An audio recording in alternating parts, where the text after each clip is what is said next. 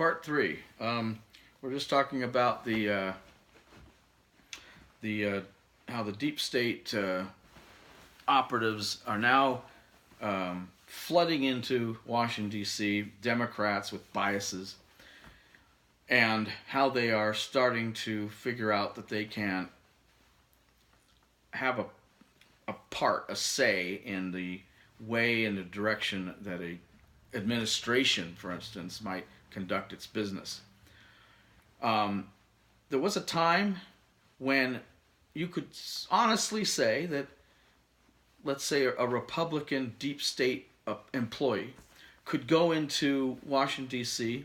under a Democrat like a Kennedy and do his job as he saw right, and leave his bias at the door, and do his job and do it right and well and according to the guidance and direction that administration wants to go, and go home at night, look himself in the mirror, and say, I did a good job today. And a Democrat could have done the same thing, maybe under the Nixon administration, perhaps, for instance. But not anymore.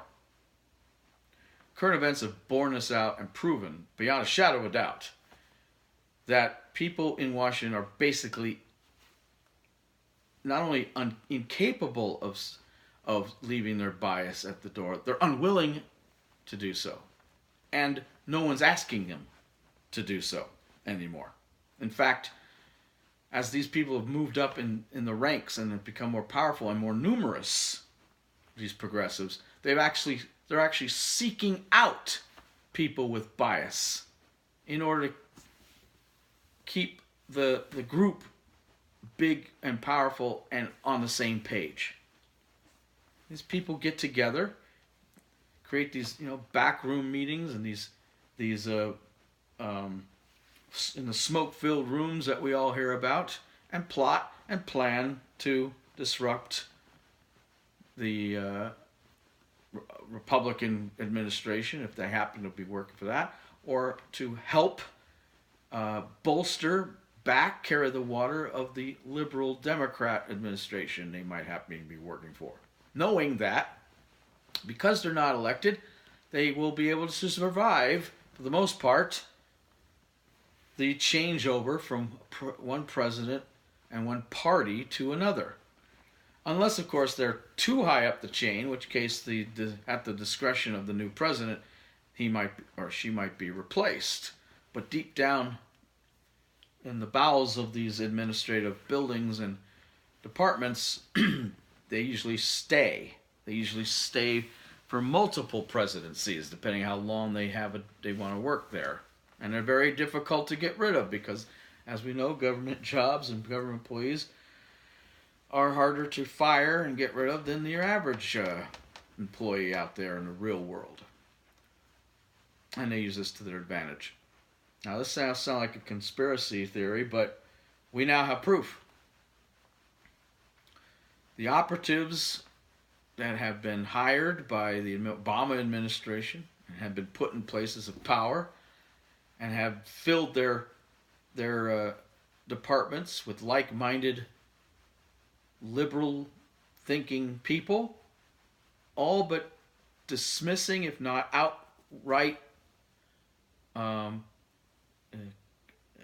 culling any independent thinking, any critical thinking, or any right-wing thinking person from within these departments, giving them no power, no say, no job. And encouraging their biases to help move the agenda along. And this has become proven by the fact that during the Obama administration, many of these people, which survived the transition to the Trump people, had gone from purposely trying to help Hillary become president to purposely trying to thwart Trump from being president, and then once he became president, purposely trying to thwart his administration and put him in some kind of jeopardy. Now, the joke here is they failed all three times. as Democrats and progressives and liberals often tend to do. Failure is part of their life because they're always trying to do something they're not supposed to do. And they're always trying to do something against the will of the American people.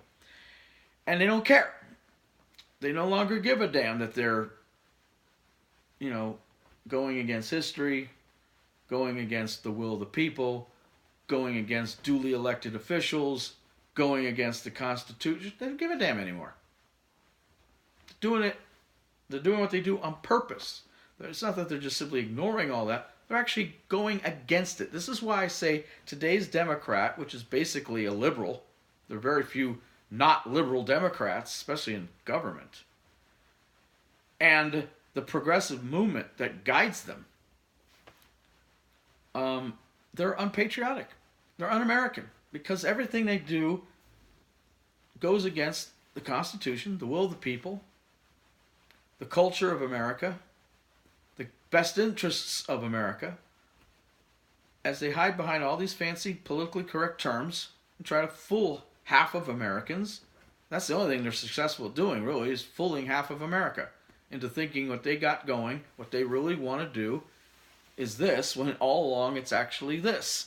And for the few people who actually know they want to do it and still vote for them anyway, well, shame on them, but those are the hardcore believers. That's the trouble right there. They decided that it was their job, unelected, unaccountable, unknown. It was their job to sit there in their little offices at the Department of Justice or CIA or FBI or, XYZ, MOUSE, to try to help Hillary get elected. They helped her thwart Bernie Sanders during the primary elections, where Hillary thwarted him by cheating in California, in Iowa, Brooklyn, District of Brooklyn in New York, where Bernie was strong and powerful. And they used the DNC a lot for this. And Hillary, of course, was in all of it, and Obama knew all of it. Contrary to what they try to admit and say, hey, well, you can't prove it, so I'm going to lie to everybody and say what I want them to believe. We all know now that the DNC was running out of money, had run out of money. It was mismanaged, of course, by Debbie Blabbermouth Schultz, and she screwed the pooch to such a bad degree on so many levels, including letting the Russians hack their whole system there. There's the real collusion, by the way. Or one of them. The Hillary had to step in and say, hey, tell you what, I'll give you a bunch of money, probably from the Clinton Foundation, but I'm going to decide when I'm going to pull the strings on the DNC, and basically I'm going to be the de facto head of the DNC behind the scenes. This is not conjecture. This is now fact. We know this to be the case. And Debbie Blabbermouth decided to step aside, and when that occurred, and let her bud, Hillary Clinton, run the show, decide where these monies and these funds and what it was going to be used for. And one of the things it was used for was to thwart Bernie Sanders, to deny him certain privileges that she herself got during the primaries. After she became the president-elect the presidential candidate from the Democrat Party, she switched gears and helped the DNC spend that money to thwart the campaign of Donald Trump. They spent $12 million on what was ostensibly opposition research by hiding behind the same firm that Republicans used to find out about Trump during their opposition research, during their primaries. But this time, they didn't just do it for opposition research.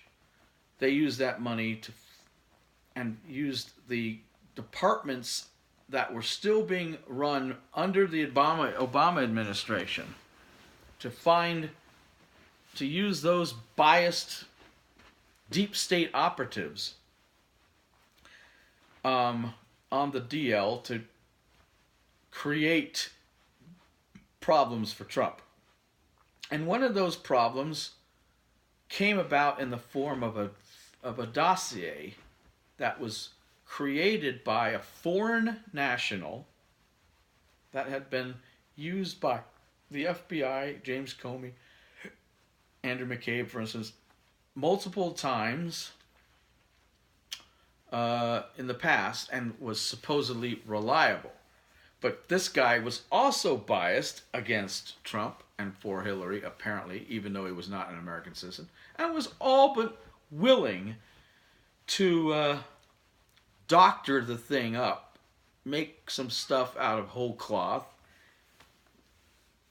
put two unconnected and unrelated things together to make it look like Trump was guilty of all sorts of malfeasances, none of which is provable, much of which is salacious and unverified, and much of which is out and out lies.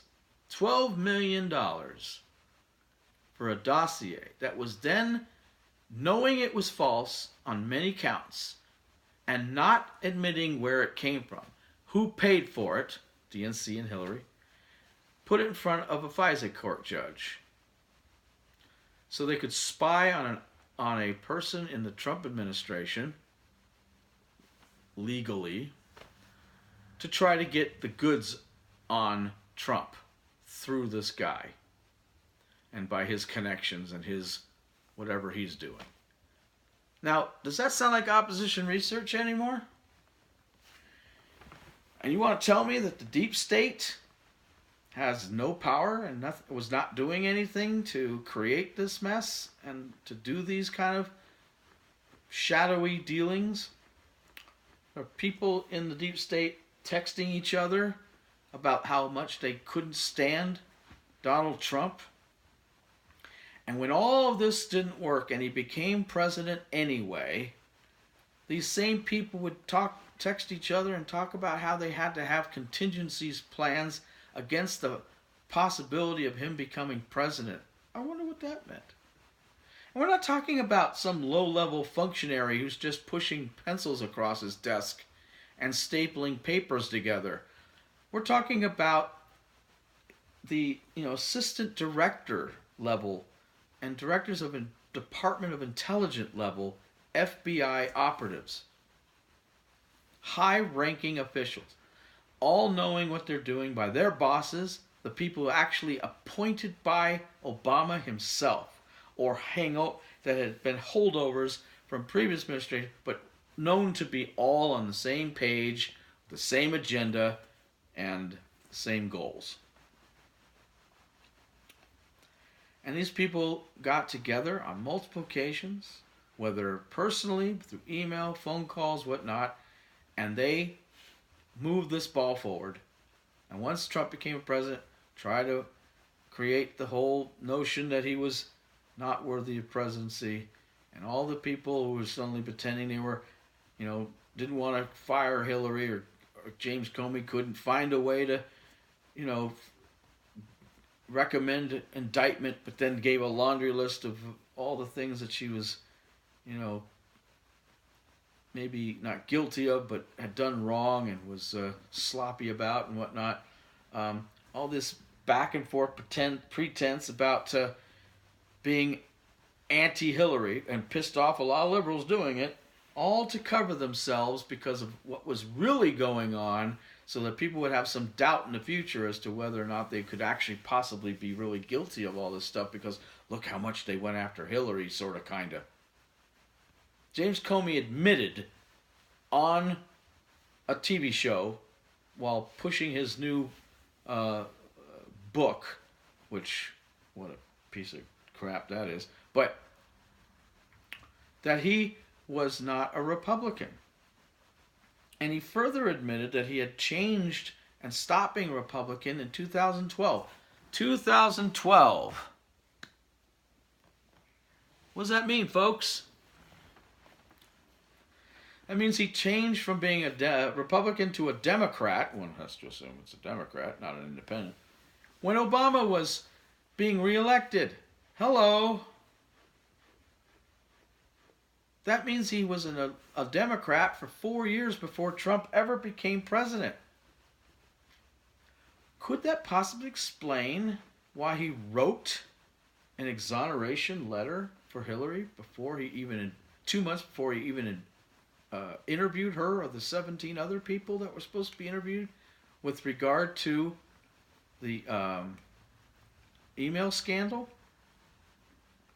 He already had it figured out how he was going to save her bacon with the help of, or the direction of, Loretta Lynch, who was at the time the Attorney General and his boss, when she told him never to refer to this as an investigation, but rather a matter, so as to soften the blow and to make it seem like Hillary was never under investigation, really, not really, because she's not really having done anything wrong or possibly have done anything wrong, not really.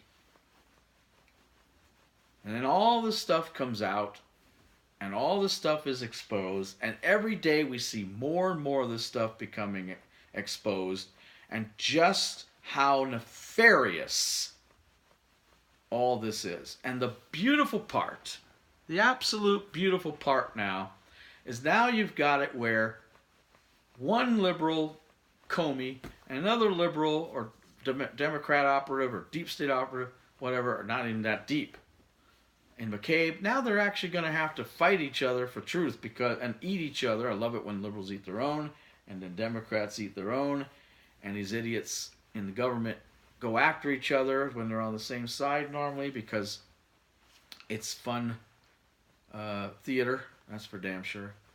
But now, because all this stuff they tried to hide deep down in the basement of these deep state operatives' offices, it's all coming to light, one bit by bit, peeling that layer by layer off that onion.